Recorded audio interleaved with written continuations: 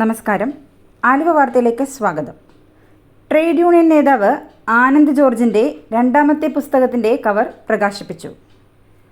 ആലുവയിലെ പ്രമുഖ trade union നേതാവും കോൺഗ്രസ് ബ്ലോക്ക് വൈസ് പ്രസിഡന്റുമായ ആനന്ദ് ജോർജ് എഴുതിയ രണ്ടാമത്തെ പുസ്തകമായ ആനന്ദം പരമാനന്ദം എന്ന പുസ്തകത്തിൻ്റെ cover KPCC general secretary advocate BA Abdul Muthalib പ്രകാശിപ്പിച്ചു.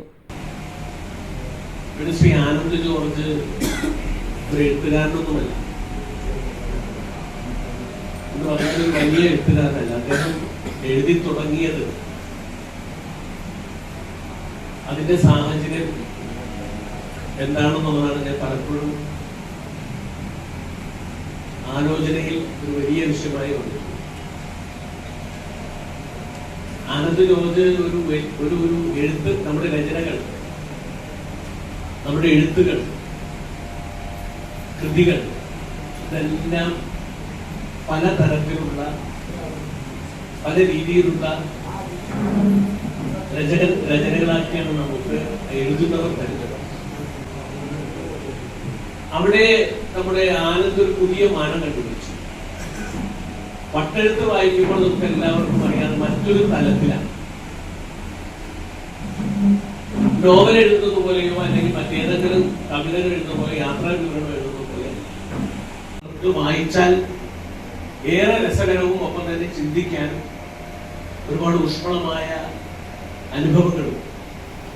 Aluva media ക്ലബിൽ നടന്ന ചടങ്ങിൽ ക്ലബ് പ്രസിഡന്റും ബാലസാഹിത്യകാരനുമായ MP ജോസഫ് അധ്യക്ഷനായിരുന്നു. ഒരു ഫലിത ബിന്ദുവാണ്, പക്ഷെ ചിലത് ചരിത്രമാണ്. ഇപ്പൊ നമ്മുടെ തൊട്ടിപ്പറമ്പിൽ ജോണിച്ചേട്ടൻ ഇവിടെ ഇരിക്കുന്നുണ്ട്. ജോണിച്ചേട്ടൻ ആദ്യത്തെ വട്ടെഴുത്ത് പുസ്തകത്തിൽ ഒരു കഥാപാത്രമാണ്. ഈ ജോണിച്ചേട്ടന്റെ കട എന്നെങ്കിലും നിന്നുപോയാലും ആനന്ദിന്റെ പുസ്തകം ഉള്ളിടത്തോളം കാലം ആ ലേഡീസ് കോർണർ അനുസ്മരിക്കപ്പെടും. അങ്ങനെ അല്ല, ഒരു നാടിന്റെ ചരിത്രവും അതിൽ പലയിടത്തും രേഖപ്പെടുത്തി പോയിട്ടുണ്ട്. ആനന്ദ് ജോർജ്, ബുക്ക് പ്രസാധകരായ once upon a time managing partner VM Manju എന്നിവർ സംസാരിച്ചു. സാമൂഹിക സാംസ്കാരിക മേഖലകളിൽപ്പെട്ട നിരവധി പേർ ചടങ്ങിൽ സംബന്ധിച്ചു. ആനന്ദ് ജോർജ് നേരത്തെ എഴുതിയ വട്ടെഴുത്ത് എന്ന പുസ്തകം പ്രസിദ്ധീകരിച്ച വൺസ് അപ്പോൺ എ ടൈം തന്നെയാണ് ഈ പുസ്തകവും പുറത്തിറക്കുന്നത്. News desk, Aluva.